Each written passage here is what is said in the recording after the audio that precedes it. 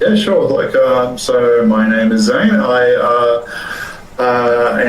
Was a I guess motion graphics or video compositor, probably working in the field of commercials mainly.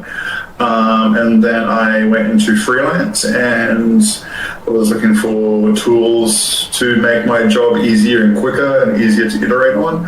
Unreal Engine came up on my radar. And then that sort of opened the door for game development. And through game development, and started off as from like a cinematics perspective, and then kind of now is transitioning into a game logic perspective. That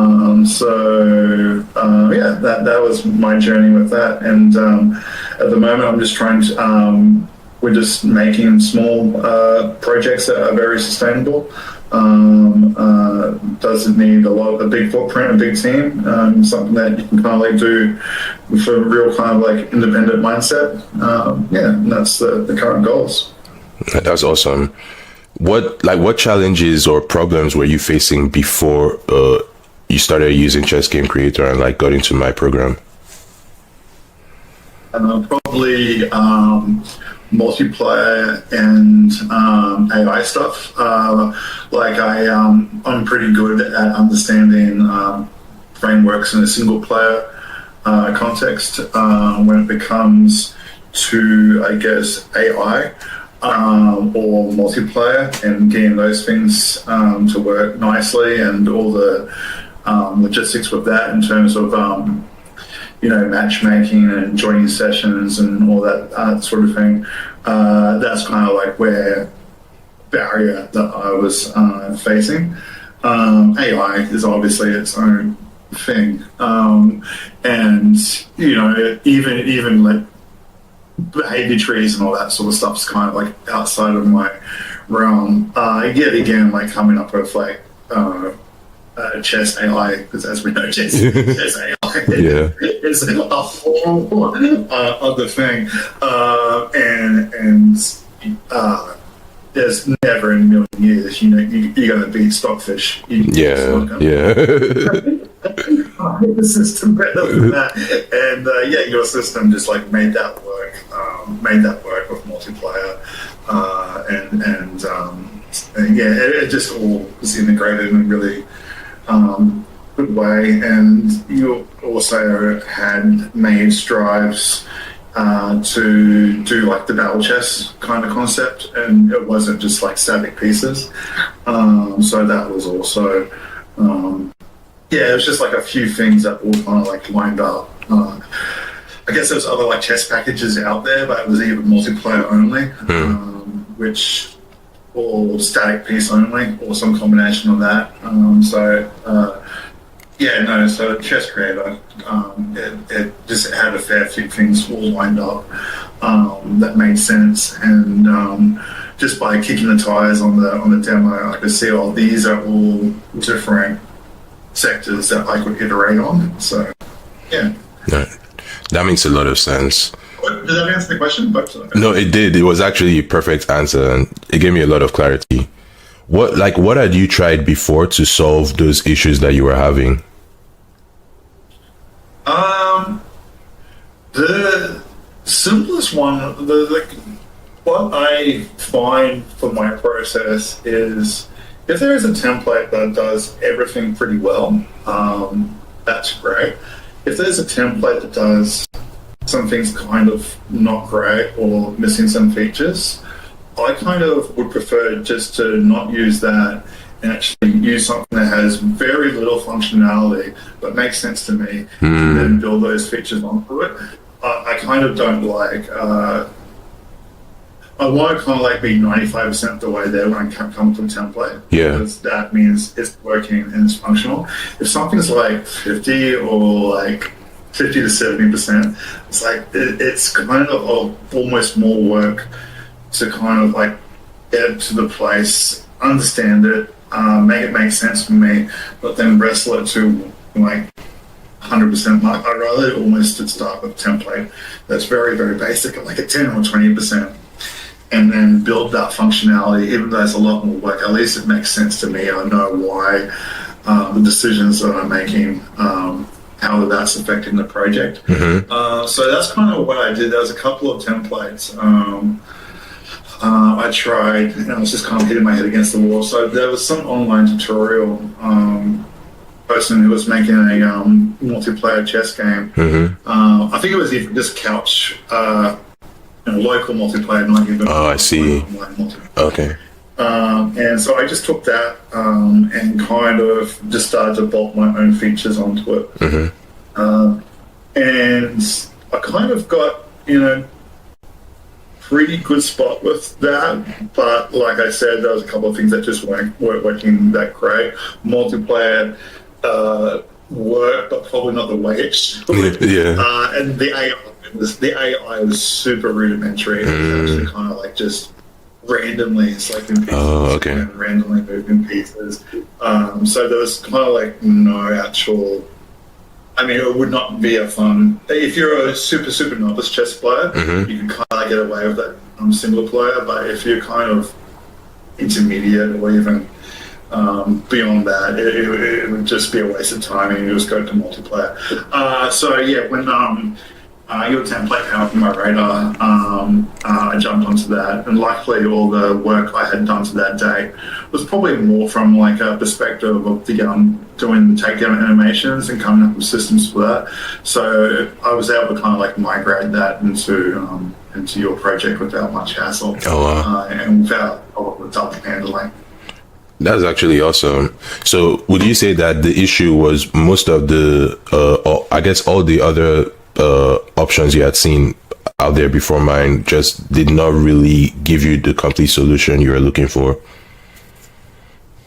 Yeah, I think basically, yeah. Okay. And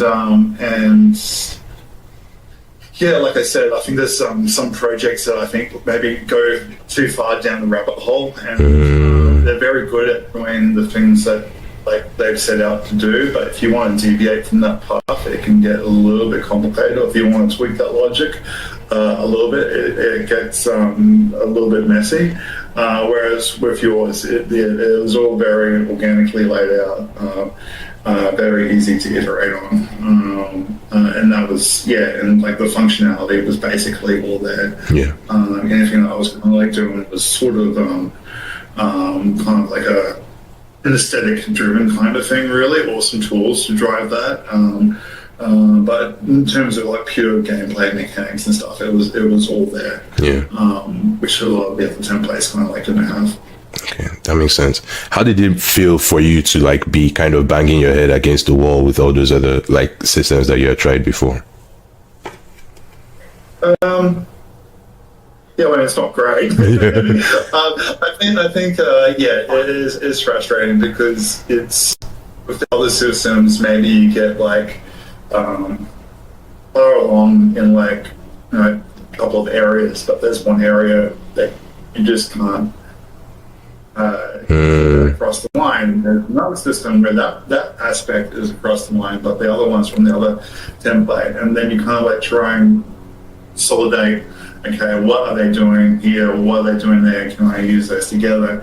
And inevitably what happens is you can't, because they've just approached it in completely different ways. So that's what I was saying about it's kind of easier just to start almost from scratch, even though it's like time consuming. At least you are offering and take ownership of the decisions you're making, and you have the goals, or I need to accomplish this. I'm just working down the list, and I know why I'm doing it. Maybe it's not the best, but I just have a full overview of the system, and I'm in control of the decisions. So it's kind of like very frustrating that way, and it's maybe not even like the project author's fault. It's just because my goals are different. It's different. So it's not like for like a lack of skill implementation. It's just like it's just not aligned that way. So I mean, your template, like I said, it did everything pretty much like 90% out of the box, or what I wanted to do. And I only engaged you probably because I was just asking some questions. In all probability, if I wanted to, I could have just rolled up my sleeves and kind of like just chipped away at it myself, and I would have made some progress. But by engaging with you, it'd be quicker, but also probably just cleaner because you just know the system better. No, for sure. So we'll probably almost get to the same spot, but it's just easier and more efficient, I think, to speak to someone who's actually authored the tools. Yeah, I agree with that. But yeah, it's frustrating. Like when you're in the wilderness, you kind of like, I want to accomplish a very simple thing, but yet well, it's simple in my head, but yeah, I'm like putting all this effort to get to that point. And it's like it feels like you're putting like 100% effort to like claw back, like or what would be like a basic feature. Yeah. A basic feature to you, maybe not to the other person, and it's a frustrating process, kind of like having something that feels like so fundamental, kind of like just out of reach, and maybe you get to that point where I think I've got it. Oh no, it's good, and then 3 days later you discover, oh no, something breaks. It breaks something. And so you're kind of like, okay, let's roll it back. So, and obviously, when you have multiplier, that is a massive multiplier. Of like, oh yeah, I didn't see that kind of bug. So like a single player component is very straightforward by comparison because you don't really have to factor that stuff in. And multiplier is just the complexity multiplier of that. Is extremely frustrating, so that's also one of the reasons your template and also working with you has been valuable because that would do my head in. Like, it probably be out of my grasp, but also just like super frustrating and just make me want to like tools down. So yeah, that was the other reason. No, yeah, I've been in that situation more times than I'd like to admit, and I definitely agree with everything you said. Not to be too redundant here, but I want to know, like, what was it that made you decide to join my Done For You custom chess game program when I had approached you? I mean, I'm probably, because I'm kind of like used to like the customer-client relationship from like doing commercial work. I can kind of like see the benefit of that. And I think I'm very good at like well, I hope I'm very good at going, this is like the tools I need or the things I needed, and once I'm given those, I can then just go off and do my thing. And so like when ideally that's how I like to work. Like it's I think it's a quicker way to, like I mentioned before, to get results. And I just have deficiencies in certain areas, and probably don't have the time or the resolve to roll up my sleeves and like learn those things fully to the extent that's required to take a project to market. So like when you offered that program, that was good. I mean, it was perfect timing because I was kind of like half expecting to go that route myself. Like, engage someone and go, look, this is the criteria. Either can you make a project from scratch that does this, or not a project, make a framework or a template for me that does this, or can you modify one that does it to my criteria? And so that just came out at the right time. I hope that answers that. That was perfect. What was your experience in the first 30 days of joining the program? It was great. I mean, it is great. It's no, it was exactly what the label said it would be. You're available to answer questions and bounce ideas off and troubleshoot. I think, I don't know what it's been like for you, but it's been very easy for me. I mean, me just like writing a list of things like, hey, do this, I want this, and then like not doing it. Like, you're doing the work. It does exactly what what the intention was, what you said it would. No, it's been a very, very good service. I don't know where you are at the process. Like, no, it's been great. Hey, I want you to know it's been amazing for me as well. You know, like it's really been a pleasure working with you, and you know, I'm looking forward to more projects down the line because you're an awesome client. So it's been probably just as easy for me as it was for you, because this has been a dream of mine to support creatives this specific way. So you giving me the opportunity to support you this way, it means the world to me. Good. Excellent. I'm happy. I have just a few more questions. What were your main lessons that you took away from the program? Main lessons. Good question. I think it's to hopefully have set out the goals and set them out early. I think it's it's a basic one, and one sort of shouldn't, like, you kind of know going into a new project that is the goal, but as things progress, it just underlines further. It's like it's good to like flag things early, and just make sure you can communicate clearly both ways. Like, these are the goals. What's the benefits? What's the cons of that?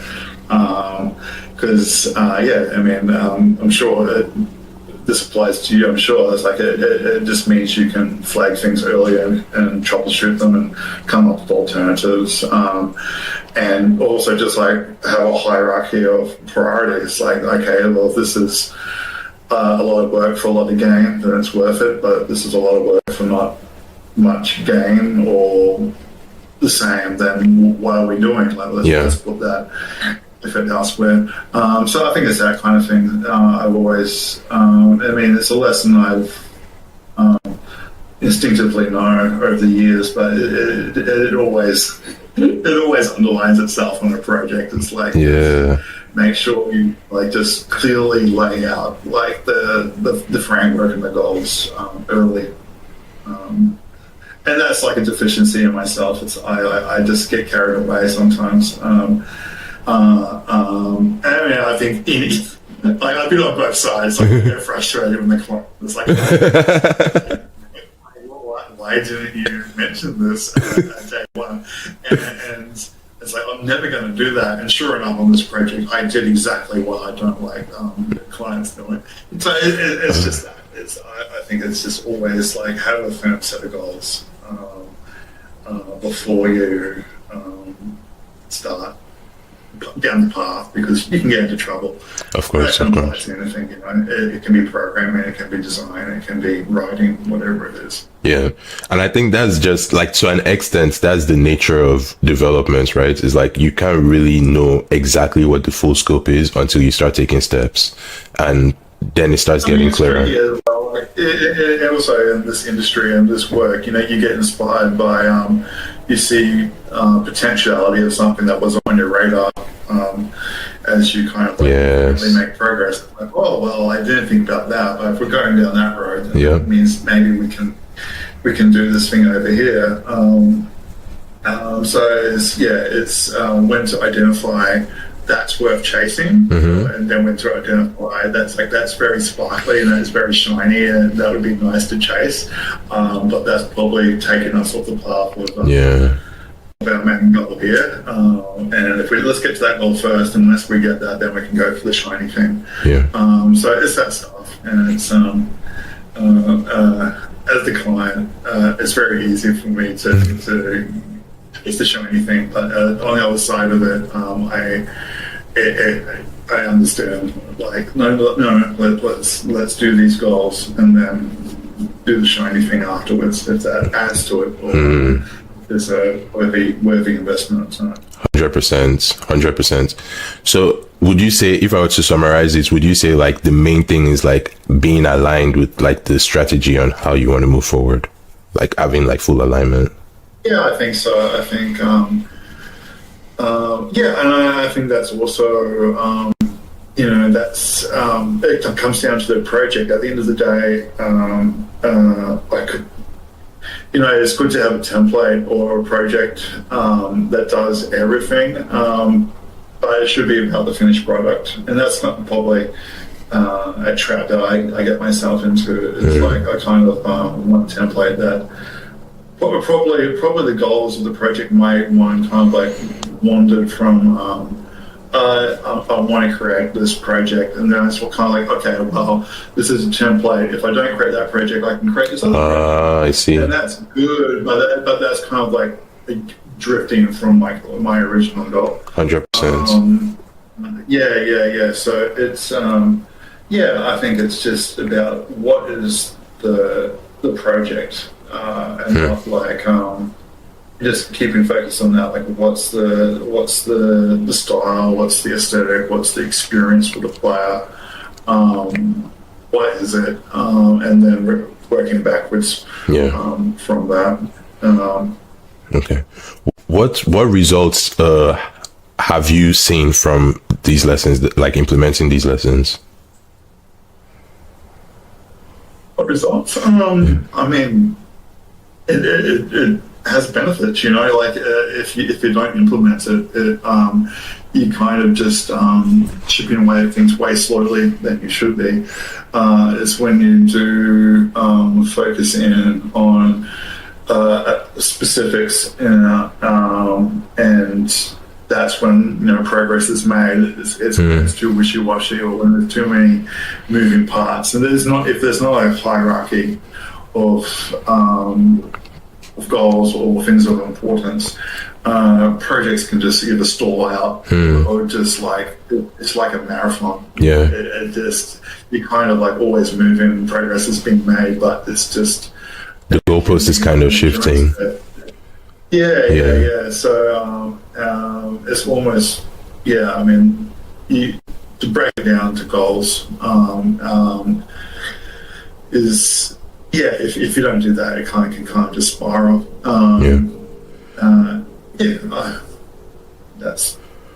That's how I would see it. Would you say like in this project, like are there, like what are some tangible lessons that you can say that gave you from this project, or I guess value you can say those lessons gave you in this specific project and the program?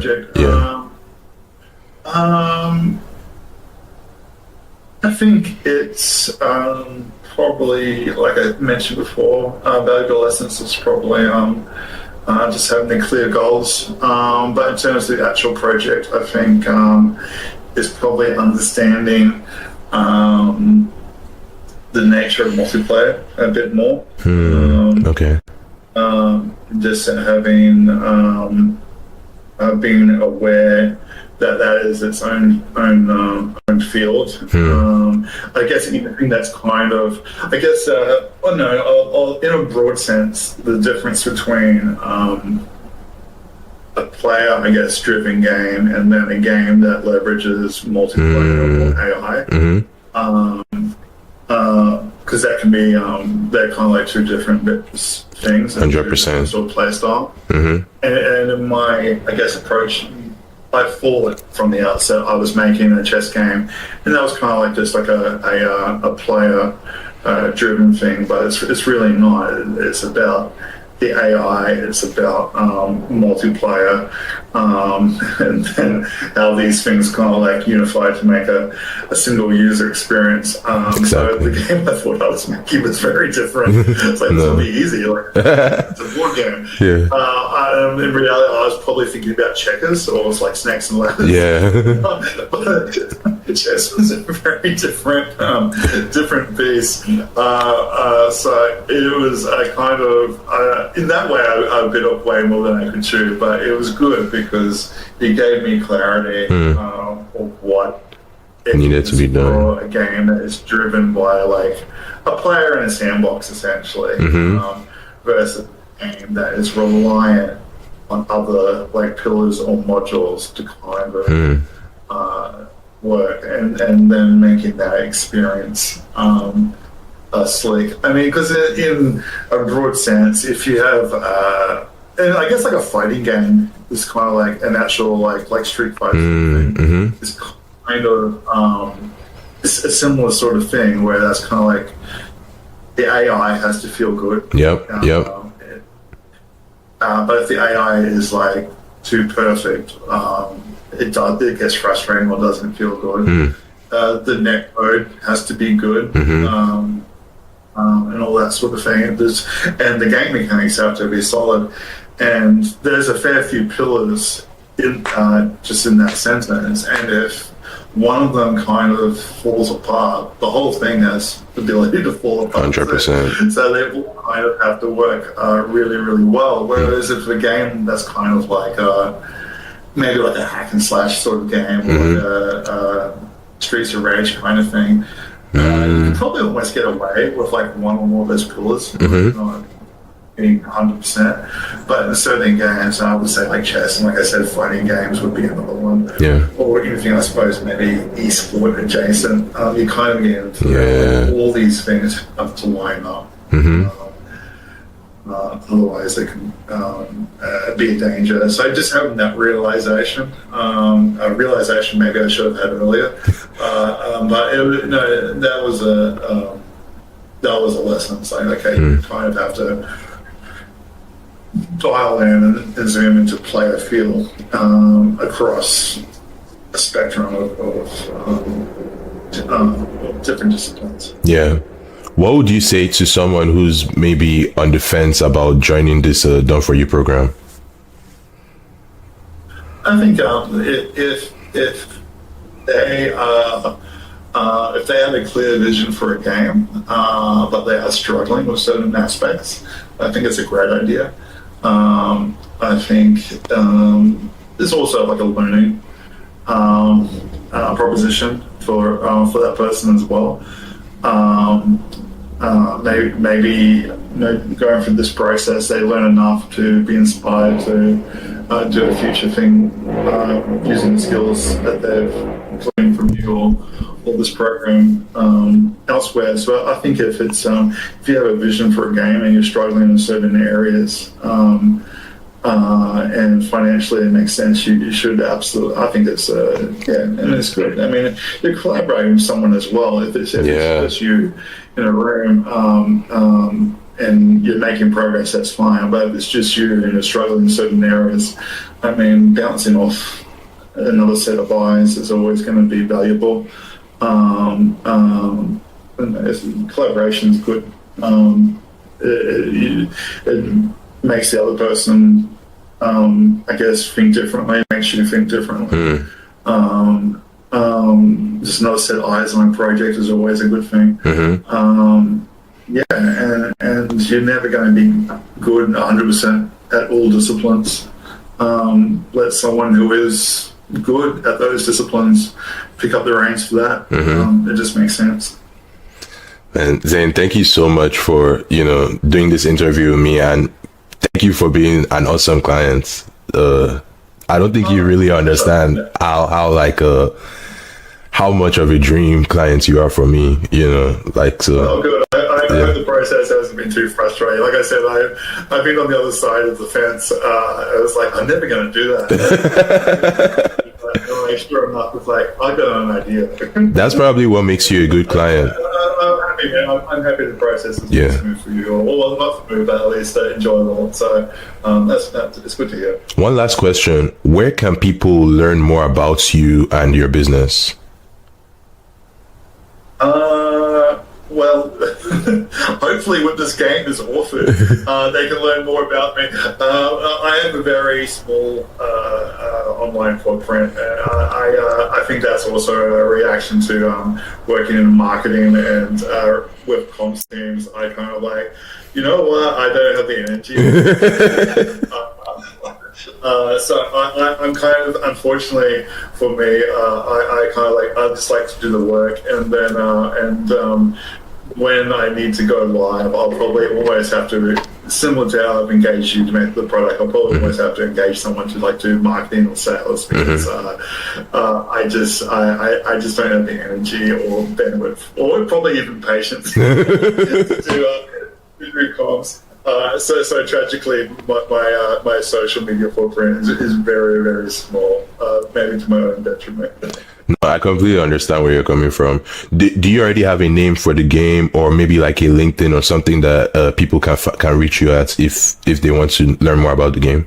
Again, tragically very small. I deactivated my LinkedIn a few years ago. Okay. I suspect that the name of the project will be Eclipse. Eclipse. Okay. But TBD. TBD. Noted. No.